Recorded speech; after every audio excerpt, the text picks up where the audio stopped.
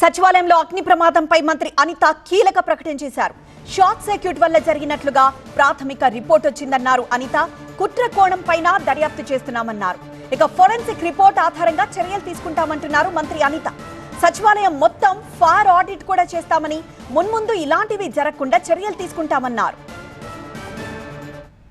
పెద్ద ప్రమాదమే తప్పింది అని అనుకోవాలి. ఎందుకంటే అక్కడ నుంచి కొంత స్మోక్ కూడా పైన ఉన్న ఫ్లోర్లోకి కూడా వెళ్ళటం, అక్కడ కొన్ని ఏసీలు పాట్ అవ్వటం, అదేవిధంగా బ్యాటరీలన్నీ కూడా కొంచెం ధ్వంసం అవడం కూడా జరిగినాయి. అవన్నీ కూడా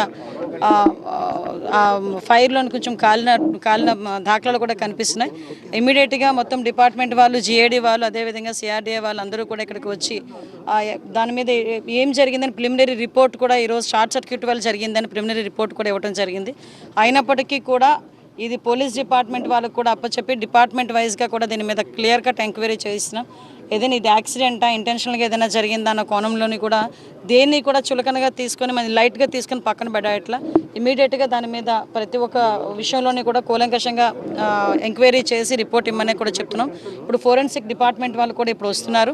ఫోరెన్సిక్ వాళ్ళు ఇచ్చిన రిపోర్టు, అదేవిధంగా పోలీస్ డిపార్ట్మెంట్ వాళ్ళు ఇచ్చిన రిపోర్టు బేస్ చేసుకొని దాని మీద ఫర్దర్గా చర్యలు అనేది తీసుకుంటాం. ఫర్దర్గా ఇటువంటి ప్రాబ్లం రాకుండా ఇప్పుడే మేము జేడీ వాళ్ళతో కూడా మాట్లాడడం జరిగింది. ఇమీడియట్గా ఫైర్ ఆడిట్ కూడా మేము చేస్తాం. సెక్రటేరియట్ మొత్తం కూడా ఫైర్ ఆడిట్ చేసి ఎక్కడెక్కడ మనకి ప్రికాషనరీ ఏంటేంటి ఉన్నాయి, అలారమింగ్ సిస్టమ్స్ ఎక్కడ ఉన్నాయి, ఎక్కడ పనిచేస్తున్నాయి, ఎక్కడ పని చేయట్లేదు, ఇమీడియట్గా ఆ రిపోర్ట్ కూడా మేము తెప్పించుకొని ఎక్కడ కూడా ఫర్దర్గా కూడా ఎటువంటి యాక్సిడెంట్లు జరగకుండా ఉండే బాధ్యత కూడా మేము తీసుకుంటాం.